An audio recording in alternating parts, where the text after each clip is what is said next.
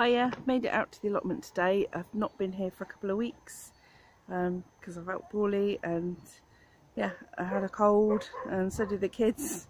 So I'm out here now. I just thought I'd bring you along and let you have a look around and see what it looks like in March. So it's not been touched for a couple of weeks, so it's not really changed, but things have grown, including the weeds. So I'll give you a little look around now. So here's the entrance, looking much the same. It's already really needs a bit of manure on it for the pumpkins and squashes that will be growing on that patch, but that's about it. And this section in the middle, the biggest sort of section we've got, has been half covered, so it's not too weedy, but obviously the other side is a bit overgrown, so we'll have to start dealing with that soon.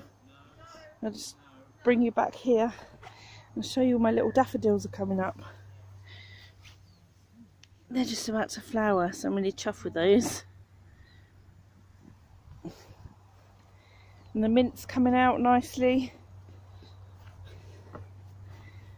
This needs weeding as well. There's a lot of weeding needs doing.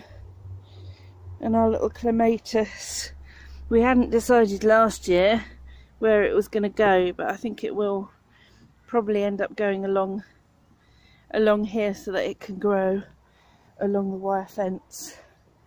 So it's got some nice new leaves on it. Calendula down here just needs tidying up. See, this row along here will all be flowers along the edge, just to look pretty. Some little primroses there, look, looking gorgeous. Now these beans, these are the broad beans that I've been having problems with, and loads of different things were suggested as to what it could be.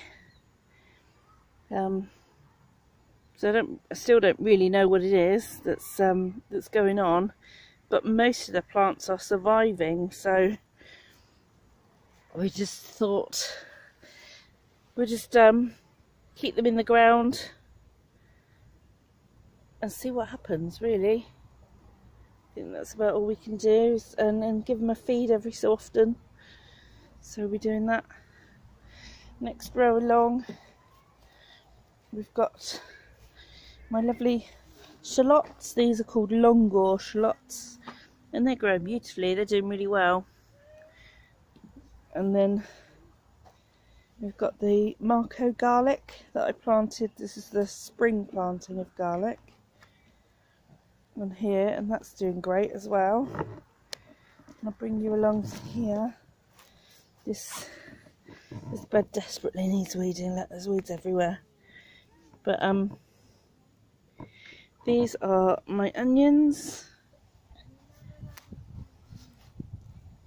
and then there's a little bit of garlic there and some red onions, but most of the red onions died. I've never had much luck with the red onions, and the same goes for this year. Really, they're not doing great. I'll probably have 4 or 5 by the end of this. And in this row we've got a little bit of beetroot hanging on. And there's a small amount of chard left that wasn't killed off by the frost, that's still good for picking. And then we had celery here, and most of that's been eaten now. So I'll be sowing some more celery at the end of the week, I expect. And then this bed here, it should come out more to about here, really. But this patch is going to be where we sow our potatoes, and we'll see how far that massive sack of potatoes gets us, whether it fills up this patch or not, because we do get through quite a lot of potatoes. So and you just can't beat homegrown, can you? So then we're down to the bottom, which again hasn't really changed. I've not done anything here. the raised bed. Still needs filling up a bit more, but it's ready really for topsoil if I can find it, and then I'll have to buy some compost. I've got some at home in my own compost bin that I can put in, but the rest will have to be bought, I'm afraid. So, and then here I just wanted to show you my little daffodils are coming up. I think these are the Jetfire daffodils. And then our lovely little fruit tree babies, look, they've got some beautiful buds coming along.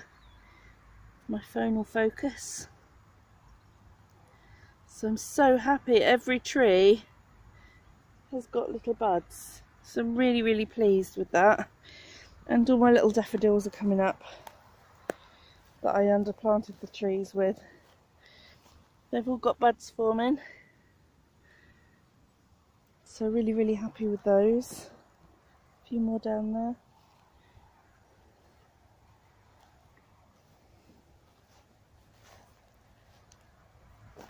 That's the last tree, look. I'm so happy with this growth on these trees. It's just fantastic. So obviously they're so small. They are dwarf trees anyway, because this is such a windy site. We decided dwarf trees is probably the best way to go. But yeah, it's obviously going to be a few years before we get a decent crop off them. But yeah, this patch is still the same. All our spare bits of tin and that's it. Yeah, give you a nice look at the view. It was sunny earlier, the sun's just gone in. It's gone a bit cloudy now. So there you are. This is what it looks like now. Next time I'll show you around at the end of April. It should be a lot different because we're just on the verge of starting to get things in. April is a bit of a dodgy month for us. We're in Devon, so we can get frosts right through April and sort of the first half of May as well, really. So we won't be getting too much in the ground.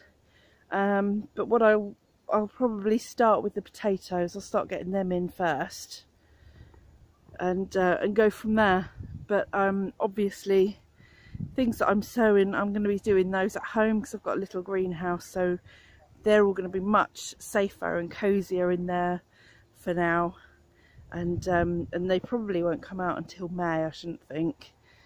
But there's a lot of preparation needs doing to the beds, and like I said, I need to get some manure in for those squash plants that will be going in, and getting some weeds dug out as well. But that's it for today. Really pleased I was able to come out and show you around. Please give this video a thumbs up, subscribe to the channel. I'll be really, really pleased if you do. And yeah, I'll see you in the next one. Bye bye.